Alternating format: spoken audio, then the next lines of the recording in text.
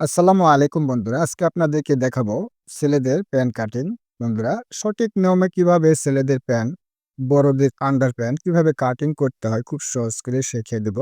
আজকের এই ভিডিওটি দেখার পর আপনারা খুব সহজেই আন্ডার প্যান্ট অথবা ছেলেদের প্যান্ট কাটিং করে নিতে পারবেন। তাহলে চলুন কিভাবে প্যান্টটি কাটিং করতে হয় দেখে নেই। বন্ধুরা, আমার এই প্যান্টের মাপ রয়েছে ১৬ ইঞ্চি ঝুল, ৩৬ ইঞ্চি হিপ এবং পায়ের ঘেজ রয়েছে ২০ ইঞ্চি। এর জন্য আমাদের কাপড় লাগবে ১ গজ ৪ গিরা। এখানে কাপড় রয়েছে আমার ১ গজ ৪ গিরা। এই ১ গজ ৪ গিরা কাপড় দিয়ে ১৬ ইঞ্চি একটা প্যান্ট নিচে কলি দিয়ে কাটিং করে দেখাবো। দেখুন, এই প্যান্টটি কাটার জন্য প্রথমে কাপড়টিকে একেবারে ওপেন করে নিতে হবে। এরকমভাবে ওপেন করে নেওয়ার পর এই যে কাপড়ের যে ২ কোণা রয়েছে ২ কোণা এক করে নিয়ে কাপড়টিকে ২ পার্ট করে নিতে হবে।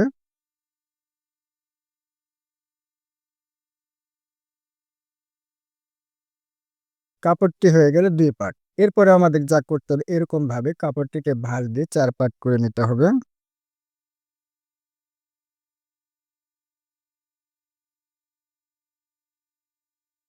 কাপড়টি হয়ে গেল ৪ পার্ট। দেখুন, আমি যে পাশে দাঁড়িয়ে আছি সে পাশটি কিন্তু আটকানো রয়েছে।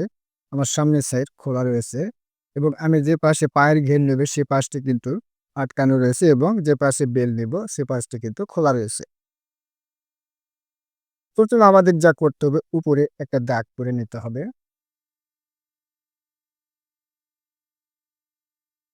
এরপরে এই দাগ থেকে আমাদের নিতে হবে এলাস্টিকের জন্য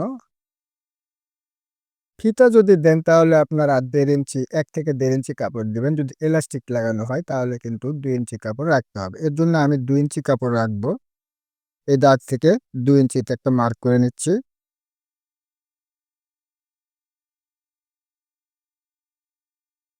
নেওয়ার পরে এই দাগটা সোজা করে নিতে হবে।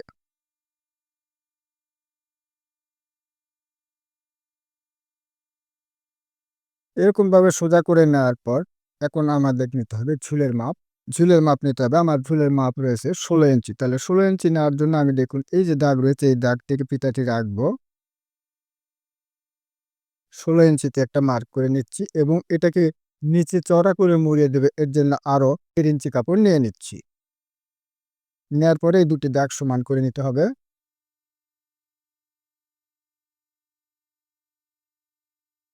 এই দাগটি করে নেওয়ার পর এখন আমাদের নিতে হবে নিচের পায়ের ঘির। পায়ের ঘির কত ইঞ্চি ছিল? পায়ের ঘির ছিল ২০ ইঞ্চি। তাহলে ২০ কে অর্ধেক করলে হয় ১০ ইঞ্চি। এখান থেকে ১০ নিতে হবে। এখন নিতে হবে হিপ। হিপের মাপ রয়েছে আমার ৩৬ ইঞ্চি। তাহলে ৩৬ সঙ্গে আমরা আরো ১২ ইঞ্চি যোগ করব। তাহলে কত হলো? ৩৬ আর ১২ ৪৮ ইঞ্চি। এখান থেকে ৪৮ নিতে হবে। এখন নেওয়ার পর এই দাগের সঙ্গে এই দাগটা মিলিয়ে দিতে হবে।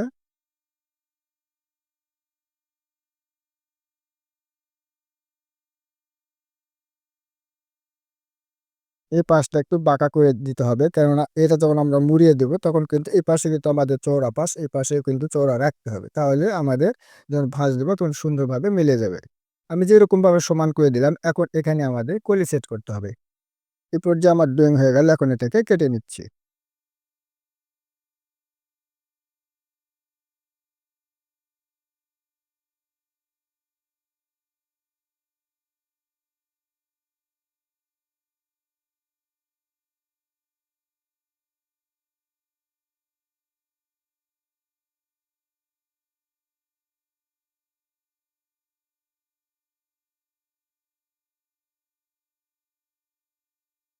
এখন এরকমভাবে সুন্দর করে কাটিং করে নেওয়ার পর এখানে একটা কাট দিয়ে নিতে হবে। আর এটা যাবে এরকমভাবে মুড়িয়ে। তাহলে আশা করি বুঝতে পারছেন কিভাবে প্যান্টটি কাটিং করতে হয়। এখন কলি কাটিং করতে হবে। কলি কাটার জন্য বাকি যে কাপড়টুকু রয়েছে এই যে কাপড়টাকে সমান করে নিতে হবে। সমান করে নেওয়ার পর দেখুন এপাশে আমার এপাশে নিব ৬.৫ ইঞ্চি, এপাশে নেব ৬.৫ ইঞ্চি। নেওয়ার পরে এই পাশটা আমি সোজা কেটে নেব। নেওয়ার পর এই যে কোণাটা রয়েছে এই কোণাটা আমি এরকমভাবে বসিয়ে নেব। বসিয়ে নেওয়ার পর এই যে বাকি যে কাপড়টুকু রয়ে গেল এই কাপড়টা আমরা কেটে নেব। তাহলে কিন্তু এটা গেল আমাদের কলির অংশ। এই ৪ কোণা হবে কলি। এখন এই প্যান্টেতে এটা ছেলেদের বড় প্যান্ট। এখানে পকেট হবে। পকেট নেওয়ার জন্য যে বাকি যে কাপড়টা রয়ে গেল এই কাপড় থেকে আমরা পকেট একটা তৈরি করে নেব। বন্ধুরা একটি আবার লাগানো ছেলেদের প্যান্ট কিভাবে কাটিং করতে হয় সঠিক নিয়মে খুব সহজ করে বুঝিয়ে দেওয়ার চেষ্টা করেছি বন্ধুরা। ভিডিওটি দেখার পর যদি এতটুকু ভালো লেগে থাকে তাহলে অবশ্যই ভিডিওতে একটা লাইক দিতে ভুলবেন না। আর চাইলে নতুন হয়ে থাকলে চ্যানেলটিকে সাবস্ক্রাইব করে পাশে থাকা বেল বাটনটি অন করে দিন। বন্ধুরা ভিডিওটি আজ এ পর্যন্তই। আল্লাহ হাফেজ।